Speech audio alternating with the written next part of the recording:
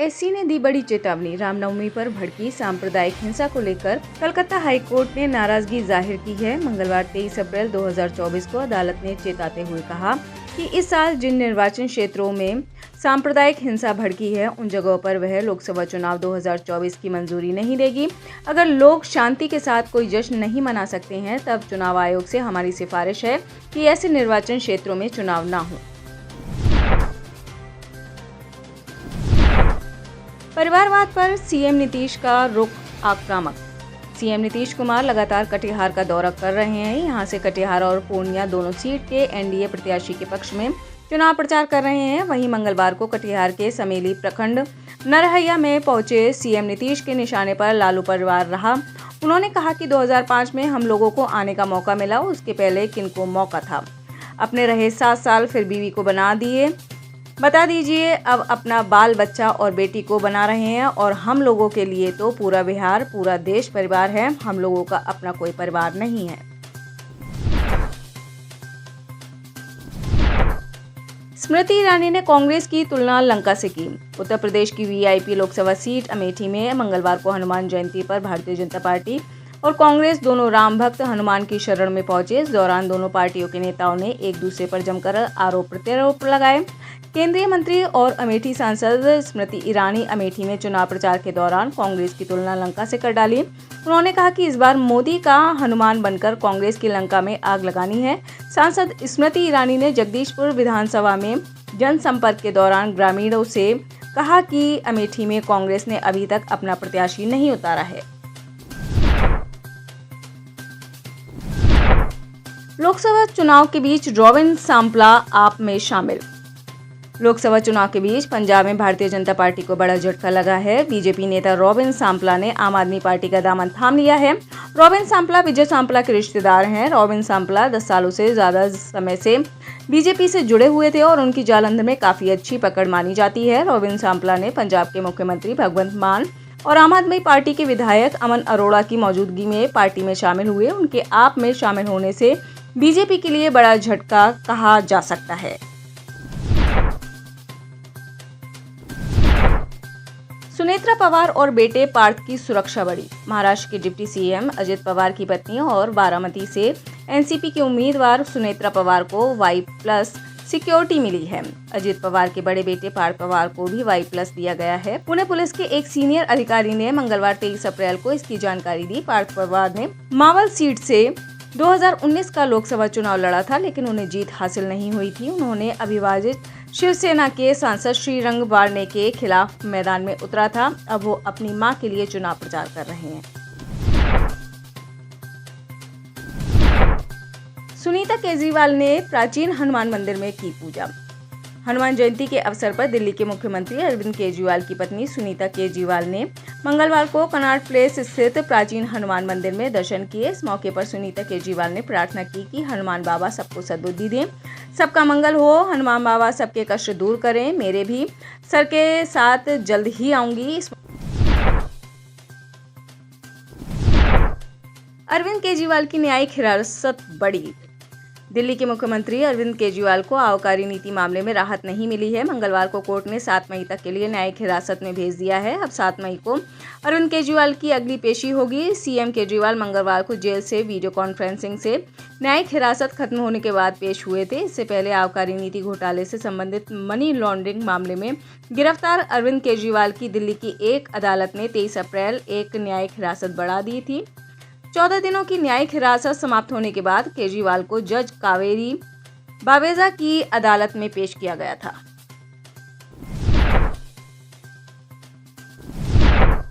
शिप्रा नदी में गिर रहा नाले का पानी। उज्जैन की शिप्रा नदी लगातार प्रदूषण का शिकार हो रही है। इसमें अलग अलग नालों का पानी भी लगातार गिर रहा है। इस बात पर सरकार का ध्यान खींचने के लिए तराना के कांग्रेस उम्मीदवार महेश परमार ने एक नया तरीका अपनाया। उन्होंने नदी के गंदे पानी में डुबकी लगाई और जल से आचमन कर विरोध दर्ज किया। साथ ही नदी के जल को हाथ में लेकर यह प्रतिज्ञा ली कि जब तक नदी शुद्ध नहीं हो जाएगी उनका संघर्ष जारी रहेगा। पालमपुर पीड़िता के इलाज का खर्च उठाएगी सरकार। मुख्यमंत्री सुखविंदर सिंह सुक्खू ने पालमपुर पीड़िता के परिजनों से सोमवार को मुलाकात की। उन्होंने कहा कि पीड़ित बिटिया के इलाज का खर्च हिमाचल सरकार उठाएगी। पीड़िता के माता पिता पीजीआई चंडीगढ़ में बेटी की तीमारदारी कर रहे हैं, इसलिए परिवार के अन्य लोगों से मुख्यमंत्री सुक्खू ने घटना की जानकारी ली। धर्मशाला से सुजानपुर जाते हुए मुख्यमंत्री सुलह में रुके थे। उन्होंने हमलावर के खिलाफ कड़ी से कड़ी कार्रवाई की मांग की।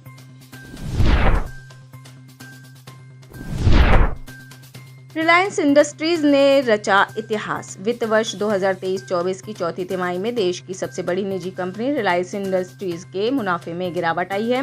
रिलायंस इंडस्ट्रीज का मुनाफा 2% के करीब घटकर 18,951 करोड़ रुपए रहा। इससे पहले वित्त वर्ष की चौथी तिमाही में कंपनी का मुनाफा 19,299 करोड़ रुपए रहा था। चौथी तिमाही में रिलायंस का ऑपरेशन से रेवेन्यू 11% के उछाल के साथ बढ़कर 2.4 लाख करोड़ रुपए रहा है, जो इसके पहले वित्त वर्ष की चौथी तिमाही में 2.16 लाख करोड़ रुपए रहा था। रिलायंस इंडस्ट्रीज ने अपने शेयरधारकों को 10 रुपए प्रति शेयर डिविडेंड देने की घोषणा भी की है। मिलिट्री परेड में टकराए 2 चॉपर्स। मलेशिया में मंगलवार 23 अप्रैल 2024 को बड़ा हादसा हुआ है। नेवल मिलिट्री परेड के दौरान वहां पर 2 हेलीकॉप्टर अचानक क्रैश हो गए, जिसमें 10 लोगों की जान चली गई। समाचार एजेंसी के मुताबिक यह घटना मलेशिया के पेराक राज्य में मंगलवार 23 अप्रैल 2024 को सुबह हुई।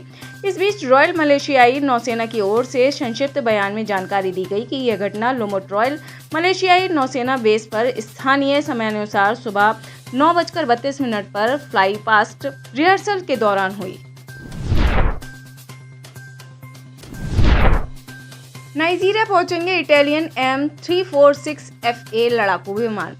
अफ्रीकी देश नाइजीरिया की वायुसेना में शामिल होने के लिए साल के अंत तक इटालियन M346FA लड़ाकू विमान पहुंच सकते हैं। इटालियन एयरक्राफ्ट को चीनी Pakistani fighter jet F-17 fighter jet के विकल्प के तौर पर देखा जा रहा है। इस डील की चर्चाओं के बीच F-17 की ताकत को लेकर भी सवाल उठ रहे हैं, क्योंकि ऐसा कहा जा रहा है कि F-17 फाइटर एयरक्राफ्ट में नाइजीरिया की वायुसेना को दिक्कतों का सामना करना पड़ रहा है। नाइजीरिया में बोको हरम और इस्लामिक स्टेट जैसी आतंकी ग्रुप सक्रिय है। इनके खिलाफ अपने सैन्य ऑपरेशंस के लिए नाइजीरिया लड़ाकू विमानों का इस्तेमाल करता है। सालों से ये ग्रुप देश के उत्तर पश्चिमी और केंद्रीय हिस्से में आतंकी ऑपरेशंस चला रहे हैं। पाकिस्तान को ईरान से करारा झटका। ईरान के राष्ट्रपति इब्राहिम रईसी इस समय पाकिस्तान के 3 दिवसीय दौरे पर हैं। इस दौरान संयुक्त संवाददाता सम्मेलन के दौरान पाकिस्तानी प्रधानमंत्री शहबाज शरीफ ने कश्मीर और गाजा का मसला उठाकर कश्मीर के मुद्दे पर जबरिया ईरान का समर्थन चाहते हैं। इस दौरान पाकिस्तान की चाल को रईसी तुरंत भाप गए और सम्मेलन के दौरान गाजा का तो जिक्र किया, लेकिन कश्मीर का नाम तक नहीं लिया। ईरानी राष्ट्रपति भारत और पाकिस्तान के साथ रिश्तों में संतुलन बनाए रखा।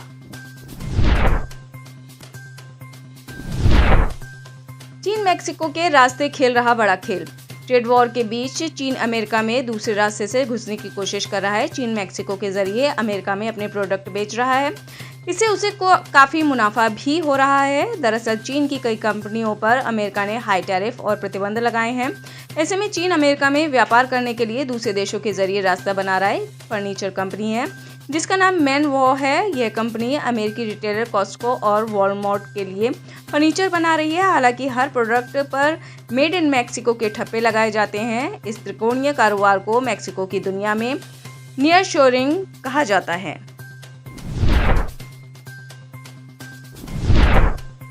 मालदीव का संविधान बदलेंगे मुइज़्ज़ू। मालदीव में इंडिया आउट का नारा देने वाले और भारत विरोधी राष्ट्रपति मोहम्मद मुइज़्ज़ू ने चुनाव में जीत के बाद चीन के एजेंडे पर काम शुरू कर दिया है। सूत्रों के मुताबिक मुइज़्ज़ू 30 नए द्वीपों में कंस्ट्रक्शन के ठेके चीनी कंपनियों को देंगे। चीन की कंपनियां यहां 1000 फ्लैट बनाएंगी। दैनिक भास्कर की रिपोर्ट के मुताबिक मुइज़्ज़ू का सबसे बड़ा टास्क संविधान बदलना भी है। अभी राष्ट्रपति के अधिकारों पर संसद का कंट्रोल है, इसमें बदलाव किया जाएगा। रिपोर्ट के मुताबिक मुइज़्ज़ू किसी भी आदेश की मंजूरी के लिए संसद में 3/4 की जगह साधारण बहुमत का प्रावधान करेंगे। बता दें कि मालदीव में मोहम्मद मुइज़्ज़ू को 93 सीटों में से 68 सीटें मिली हैं। आप इस खबर के बारे में क्या सोचते हैं, हमें कमेंट सेक्शन में बताएं। साथ ही ब्रह्मास्त्र न्यूज को सब्सक्राइब और शेयर भी जरूर करें।